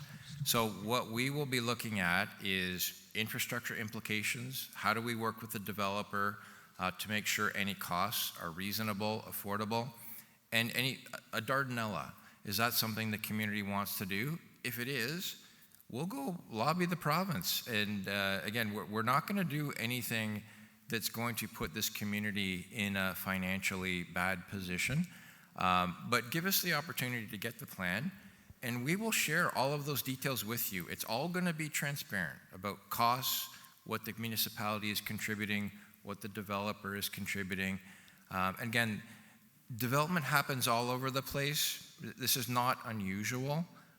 So. I agree with all of that. That's great, but we need revenue now in our town, and we're not getting it. And our positions of our community are being hit with inflation on everything. So to be hit with an 8% tax increase is substantial. I agree. We don't have a plan to gain revenue into our community immediately. I don't know if we can wait 7 to 15 years. This, No matter how good the plan is or how good this is the path. This is the path to get us in a better financial position. You've got to give us time to enable it to roll out. Again, I mentioned earlier, I would never have recommended proceeding with the library and arena. That's what's hitting you hard right now. It's there. We got to finish it. So, yes, sir. Actually, I'm just going to touch on that, Donna. An 8.6% tax increase is not pretty, and it was tough for council to make that decision. What I can assure you of, that save and accept a major catastrophe in the world, you're not going to see an 8.6% tax increase as long as I'm the mayor for the next 3 years anyway. You didn't see it this time. What you've seen this time was a 4.3% tax increase and then the arena costs.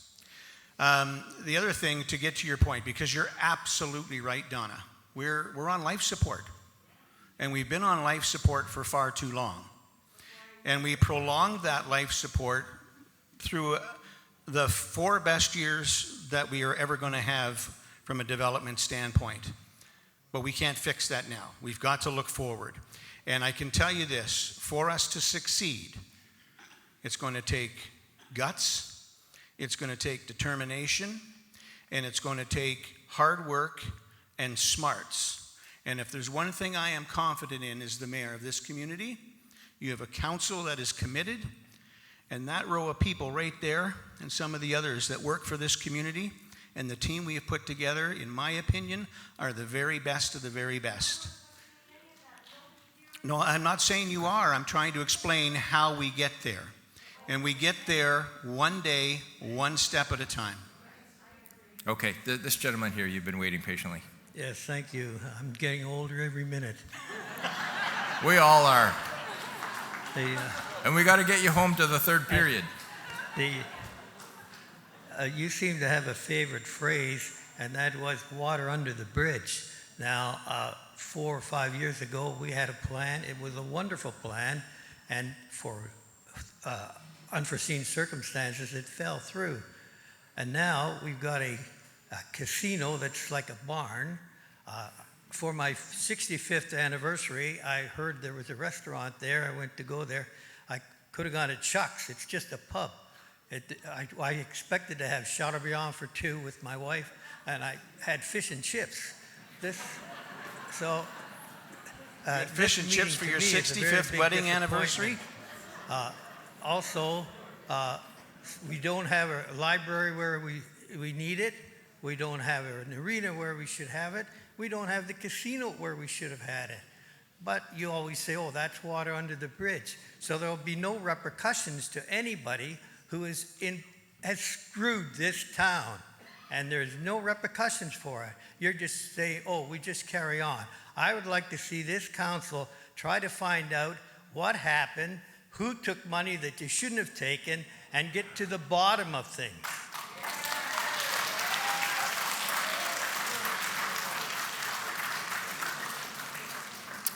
Do you want to comment or no? Okay. Over here, please. Yes, yes. When this plan can take 15 years to come to fruition, the space we'll have left for ourselves as a municipality, a public space, will be the Festival Square. And the plan will develop in phases. what I'm really interested in is the timeline around that festival square. Because at the end of the day, when it's all finished, that'll be the space left for us. Right. Yeah, excellent question.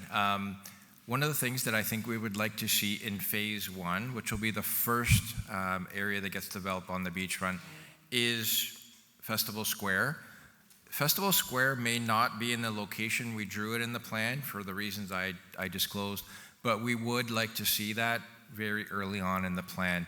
Again, I think the developers have heard that, and we'll see what kind of plan they come back with, but it is a priority to get that out of the ground sooner rather than later. For example, in Toronto, it was very controversial in the 1960s when land was expropriated and a new city hall was built. Yep. However, that spurred development all around it. So even from a development perspective, it's good for developers to see this take place in the community. 100% agree. You're absolutely bang on. Smart developers, and I think we've got 3 of them at the table, understand that investing in great place quality actually generates more revenue and helps a development.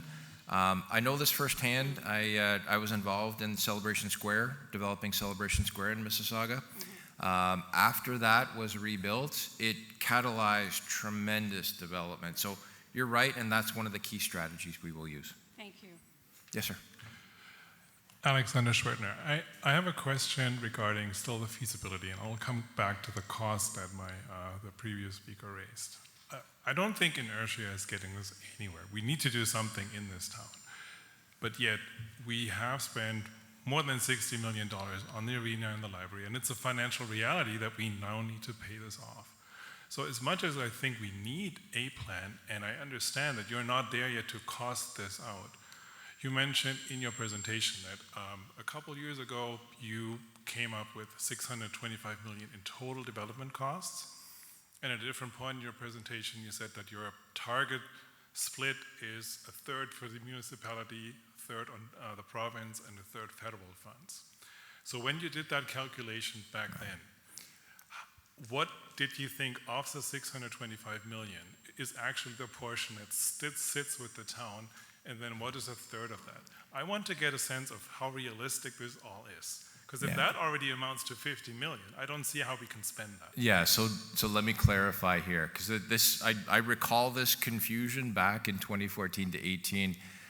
We put a value on what we believe the overall development would be worth. It's actually, when you look at the Village at Blue, comparable, a little bit less than what the Village at Blue cost. Village at Blue, apart from a grant from the provincial government that was sizable, it was in the tens of millions of dollars, was privately funded. The majority of what we're talking about here is going to be privately funded. Apart from civic things like arts and cultural centers and arenas, there should be very little cost on the taxpayer of the community. We take development charges to help fund infrastructure, et cetera. So please don't look at that $600 million number and think you're all paying for that. You're not. The arena is what we were talking about because that's a civic function to invest in those types of things. We were trying to get partnership dollars on that. Again, that's what most communities do. What we were talking about here is not abnormal. This is how development occurs right across the province. We're not doing anything unique here. That's just how it works. Right, but what has changed is that with the latest legislation, a lot of the development charges are now going back to the town, and you can't recoup them from developers. So in your best sense, what would you expect is the portion that the town will still need to spend on this? We will come back to you and give you those numbers, but the first thing we need to do is get a plan, and then we'll cost it, and we'll come back and we'll tell you. So we're not going to be secretive, but I can't answer that today because I don't have the plan in front of me. But we will, end of June, and then we'll be back sometime in the summer. We'll share the plan, and we'll give you our best estimate of what it's going to cost. Thank you. Okay. And I'll take that a step further. Not only will we give you our best estimate as to what it's going to cost, we'll commit to you that we are going to do everything we can to reduce that from what we believe it is. So any of those civic uses that may be included in this plan, we'll be certainly working with the province and the feds on a 1/3, 1/3, 1/3. We're already talking to Infrastructure Ontario. We're already talking to other ministries with respect to hydro that's required and those types of things to help us with that. Any of the residential, the commercial, all of that is going to be a cost that will be borne by the developer. And the developer will also be contributing to some of those other costs as well. So again, as Andrew said, you have my word. We're not hiding anything from you here. As soon as we have that information and before we get started and council comes to the table to approve it, we'll be back in this room probably several times. But we're going to move at a quick pace. We're going to get that information for you. We're going to give it to you so that you know. You might not like it or agree with it, but we're going to let you know what it is. Okay, over here, please. Hi. I know tonight's meeting is about the build and going forward, but I just was hoping that you spent quite a bit of time talking about the old plan. Maybe could you just give us a few minutes of what's going to happen this summer? We're trying to run a long-term family cottage business for the first time in many years, and I'm just wondering, is there any plans in place for this summer season and or a budget or marketing? Yeah, absolutely, and great question. We can't be looking so far down the line that we forget about today. Simple thing that we are doing is focusing a lot on activation, low-cost things such as entertainment, special events down on the beachfront. You may have been hearing the brewing company will be establishing themselves in the former Dome site. They're going to be operating events, performances, etc. Down where the splash pad was, the splash pad is no longer functioning. All the infrastructure below was severed. So we're looking at bringing in some food trucks where the buildings were demolished. We're looking at setting up a small stage there so that there's something to do in that section of the beachfront. On the far west end, we actually discussed it at council today. We have a bunch of rock that was removed during the demolition that's sitting in the works yard. We're going to build a little tiered seat wall at no cost. It's just staff time. And we're going to install a stage down on the beachfront. So our goal for this summer is to activate through low-cost programming and give people something to do. You're not going to see permanent development happen this summer. It takes time. We're going to have the plan in June. We've got to go through proper process, and we'll move as quickly as we can. But that's a sense of what's going to be happening on the beachfront for this year. Again, we're not magicians, but we're going to do the best we can. Is there any marketing budget or any? I mean, Yes. A few years back there was some really nice commercials, Yep. about the beach and all that. Is there any money for anything of that? Yeah, so Caitlin, who works very closely with us, those great ones we did, I put a lot of those together. Caitlin is working on updating all of those. We're going to be working aggressively to market Wasaga Beach. Again, we're going to do the best we can with what we've got. That's all we can do for now. Thank you. Okay, yes, sir. I'm angry. I'm relatively new here. I've only been here 3 years. And, It's an awful name, Angry. Yeah, it's terrible being angry, and there's a lot of people that are angry here. And when I deal with my anger, I try to figure out why I'm angry. And I think a lot of people here may not understand what being green is. Does everybody understand that being green isn't expensive? Do we understand that? Good. The reason we're paying an extra $45 million is because the last administration decided they were going to do this alone. Do you promise us you're not going to do anything like that? I'm glad I heard his worship say 1/3, 1/3, 1/3. Is there a promise that we can do here? Because in my research, the Municipal Act let us down. There's no way that anybody should have been allowed to do what was done there, and we have to learn from our mistakes. Can you help us to be assured that this kind of mistake that the previous administration did will not happen again? What I can tell you is that my last administration worked on getting ready for the new Arena Library. We started the plans. We were doing tours with the Hockey Association, the Figure Skating Association, the Library Board. So we were preparing to bring to fruition the plans. We had budgeted for the plans of the new arena library. But what we were very clear on, as we are or were on many projects, is that we would only start those when we had other levels of funding. And I can commit to you that based on those civic use types of buildings, that I am quite confident this council has that same approach, that we simply cannot go it alone. It doesn't work anymore. It hasn't worked for many, many, many years.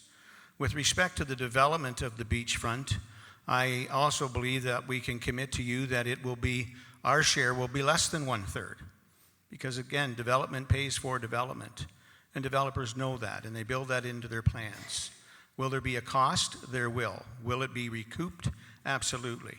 Will it build our economy? Will it create or get us closer to 80-20 or 75-25 or hopefully 70-30 from commercial versus residential? That's the plan. It takes time. It doesn't happen overnight. But I can assure you that we're committed to doing that. That's the important thing that I want as a taxpayer. I'm standing here as a taxpayer, no one else. And I look around me and I see a lot of people who maybe aren't as lucky as I am, where they can keep up with their bills. So I hope as a human being, one to another human being, to understand that there are people here that are in difficulty. There are people here who have invested in this town. We just heard a lady that is hoping that the town can do something. I trust that you will do something. I hope you get the chance to do something. But please, make sure your administration and the one that follows it clearly tells us that the mistake that was just made will not be repeated. Because there's 25,000 people here. There are probably, 13,000 families? And there's an extra $45 million that has to be made up. That's ridiculous. It's crazy. It can't happen again. Thank you for listening to me. I appreciate you doing this. Thank you. Thank you. I want to reiterate, however, that this administration is going to do everything we can and do our very best. The next administration, again, I want to point out, it's not up to us. It's not up to this council. It's up to you. Okay. Peter. I think everybody understands that you can't have commercial along the beachfront and downtown without having some residential attached to it. There was big protests last year with regards to 6-story condos along the beachfront. I think originally, because I was part of the Downtown Plan Steering Committee, we were proposing 4 stories on Main Street and possibly on the beachfront, but we hadn't got that far. So I just want to make sure that the planning for the developers is going to have that kind of contingency in it, so they're not going to see those big towers that's going to block the sun to the beach. Can you comment on that? Yeah, I'm happy to start. I'm a big proponent of smaller scale, mid-rise, mixed-use buildings. I think that's appropriate for Wasaga Beach. I can't tell you right now, our building's going to be 2, 3, 4 stories. We need to give the developers time. It has to make economic sense, but I am a big fan of pedestrian scale type development. I think it's more vibrant. I think it's more beautiful. I think it suits the context of this community. I also want to touch on the residential side of this. Very important that everyone understand it doesn't matter if the residential is for sale condo, rental, investor, hotel. We just need people down to, who are interacting with this to make it successful, to keep the businesses vibrant. We do expect that there will be a variety of tenures. Even if there are for sale condos, maybe some of those are bought up in investor pools and used as hotel rooms. So keep your mind open. Again, Village at Blue has a residential component to it. It's very important that we have it. Otherwise, the project, it just won't be viable. Hopefully that answers. Thanks. And one other question. The provincial park has most of the beach. So most of our day trippers go to those provincial parks. They spend the $20 to get in. They usually bring all the food that they're going to eat while they're on the beach. So how do we overcome some of the challenges of that day tripper? That really doesn't do any good for the town, in my opinion. How do we start to get somewhere with the provincial parks so that, we could look at maybe extended boardwalks along the other beaches, and maybe some local vendors along those boardwalks where we can get some economy growing? Yeah, and I'll share with you, we had a conversation as recently as yesterday with a whole team from the province, and we were raising that very issue, and what we said to them was, you guys took a quarter of our land area back in the late 60s, early 70s, and you haven't invested a nickel since. The boardwalks, the playgrounds, Nancy Island, it's all in a state of disrepair. It's not acceptable. We want to work with you. We want to lock arms with the province. It's better to work with than against. So we've already initiated that dialogue to see how we can work with the province to improve their lands and make sure as we reinvent ourselves, as we invent the land that the town controls, that the province also has an eye to that on their lands, because there's a tremendous opportunity. The town controls 80% of the beach area 1 and 2. That's about 20 acres of land. The province owns 60 acres of land on both sides. So that has an incredible opportunity. And it all used to have hotels and businesses and shops and restaurants. So there's an incredible opportunity there if we work with the province. Thanks, Andrew. Yes, ma'am. I just wanted to say the type of thing we need to work on getting here is post-secondary education. 3 of my daughters work in universities, and they're so crowded in cities, and if we can draw them to come up here and to start educating nurses, personal care workers, fitness, wellness, it's an ideal place to have an Olympic-sized outdoor-indoor pool that can be used for teaching, training, and I really think we have to go out and draw those people there.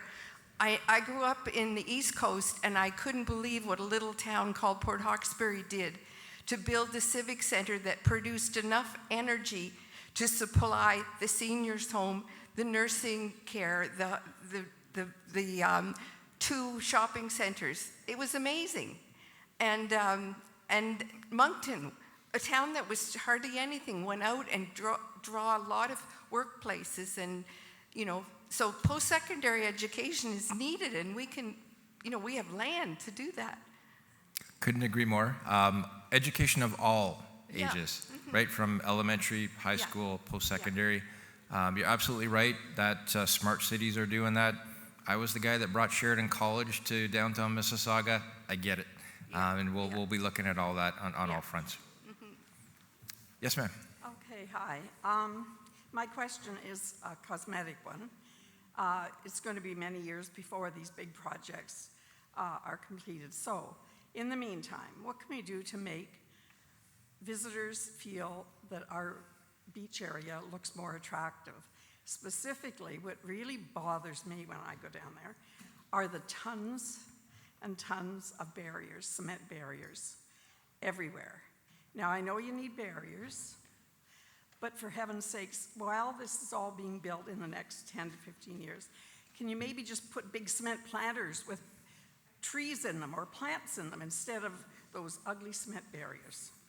I find that an eyesore. I think it almost looks like a war zone. I agree. So that's something simple that you could be doing. Yep. You're bang on with that comment. We need to pull up our socks. For many of you who remember when I was here previously working with Councillor Belanger, we mobilized a community group, and Councillor Belanger led this. I just supported it with a bit of grunt work. We were down there painting buildings, painting fences, pulling up our socks. We need to do that, continue to do that. The barriers that are down there, we're already talking about potentially moving some of those. Good. So we'll take a look at trying to make us look at the best we can. Yeah, because I have had a lot of comments from people that have come to visit, and Agreed. it isn't pretty when you first, Agreed. So it may be little small steps for the immediate future. Agreed.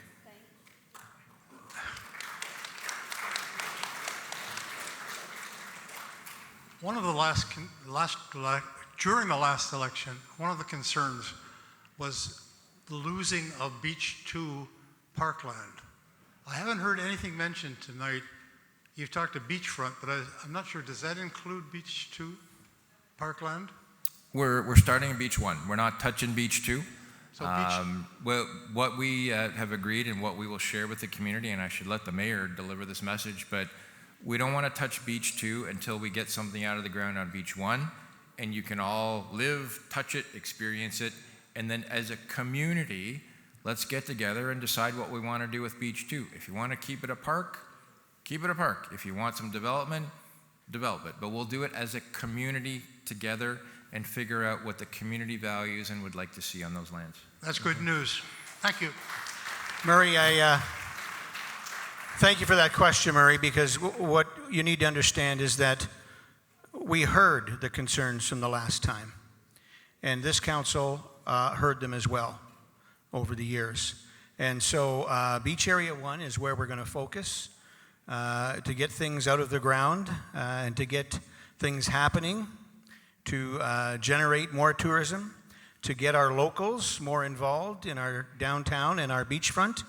Because at the end of the day, folks, it's your beachfront. We share it with our guests, but it's ours. And so it's important that what we create there is something that you like and want first and foremost. And I'm sure when that happens, our tourists will enjoy it as well, and we'll expand from there. But again, I'll reiterate, we're not going to do any of this without public consultation, where you have the ability to come forward and let us know what you think. Yes, sir. So thanks for everything today, guys. Really nice to hear some positivity after 4 years of people screaming at each other on Facebook. So that's awesome. And it's really nice to hear a positive tone, like, going forward. And yeah, glad to have you back, Andrew. That's it. Thank you.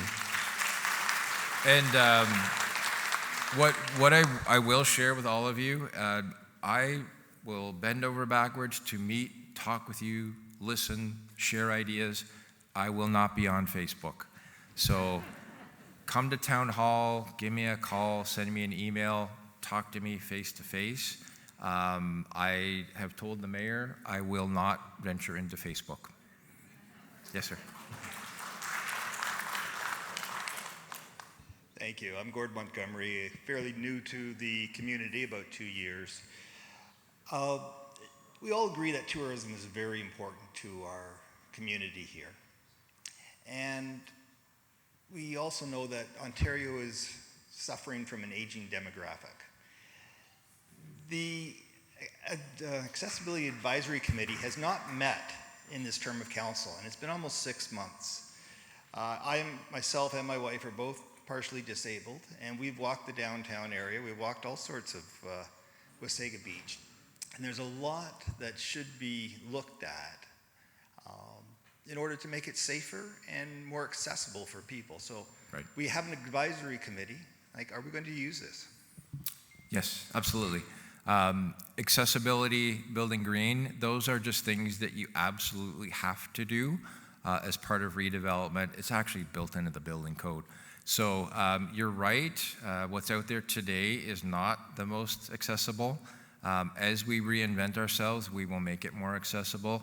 A lot of the street designs that you can see in the plan were curbless streets for accessibility reasons. So we're very keen on paying attention to that, and hopefully we live up to your expectations.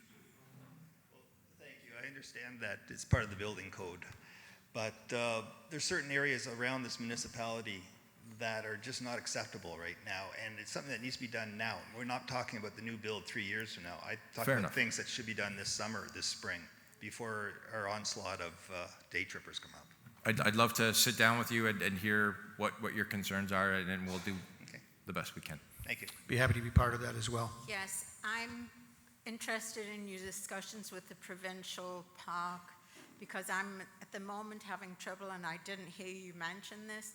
They're starting a new system May the 12th, that if you want to go for the day any part of the day, you have to book 5 days in advance, even if you have a season's pass. And in order to call them, you have to go through a long camping message, then a long COVID message, and then you speak to an attendant who wants 5 days in advance when you're going to be visiting the beach, like we like to do. Weather's nice, the asthma's good, want to see the sunset tonight. It's usually very hard to book that 5 days in advance, unless we book every single day. So did they bring that up? And do people know that this is coming, that a walk down the boardwalk is going to have to be booked in advance? Yeah, so just so everyone is clear, if you have not heard about this, the provincial parks have just changed their rules. In order to park there, you need to make an appointment ahead of time. You can book it online. We suggested to them that there may be some quite unhappy people implementing this. This includes the parking over at Allenwood Beach. You actually need to reserve those spots ahead of time. What they have shared with us is if the lots are not full and they've got room, you will have the ability to go in. But if it's full, you will get turned away, and parking will be at town lots. Sorry? There's nobody even noticing to turn you away. So I understand there will be somebody. But they haven't told us that if it's empty, we can just go park anyway and just go and do our normal walk. They've said we will have to book it. Yes. I'm already fighting back with the provincial park about this. So what they have shared with us is you do need to book in advance. That is their process. I'll add to that, however. Council today approved free parking passes for all residents, full-time residents in Wasaga Beach.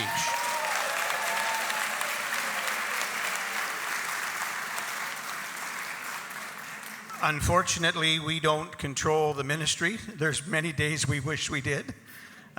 We have reached out to them. We will be speaking to them further because we have businesses in this community that are receiving calls now from their customers who have booked and paid a deposit saying, want our deposit back, we're not coming, we don't think we can get parking. And some people think they can't even get onto the beach. So we have been and we will continue to talk with the ministry and push as hard as we possibly can that they either adjust the direction they're heading or they at the very least get much, much better at how they advertise and they promote that so people have a clear understanding. But we have better parking lots anyway, and you've got free parking there, so happy to have you. Okay, and so just to be respectful, a couple minutes left. We want to make sure you get out of here at 9 so that you can catch the last 10 minutes of the game. So last two questions, Zan? Okay.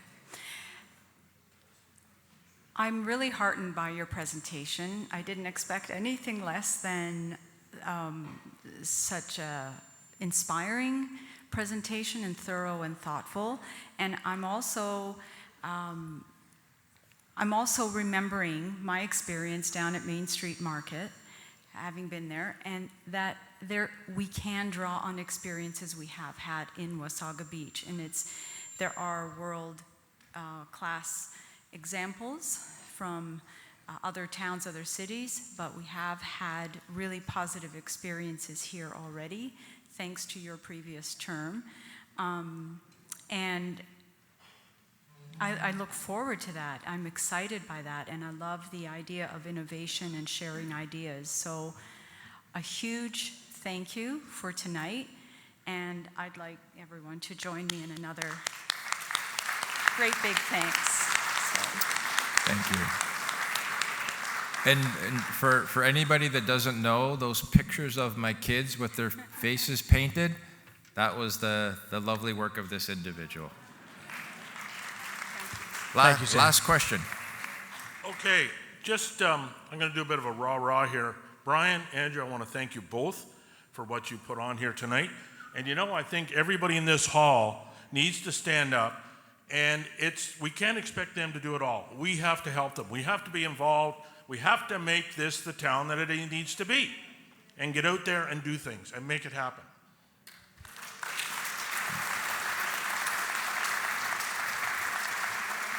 Thank you very much. But believe me, it's not Andrew and I. We have a huge team here. We've got an amazing staff that work hard every day for you, and you've got an amazing council, I can tell you, that is working hard, all 7 of us, every day for you. So it's a team effort, but we thank you very much. All right. Thank you so much. Go Leafs, go. Boo.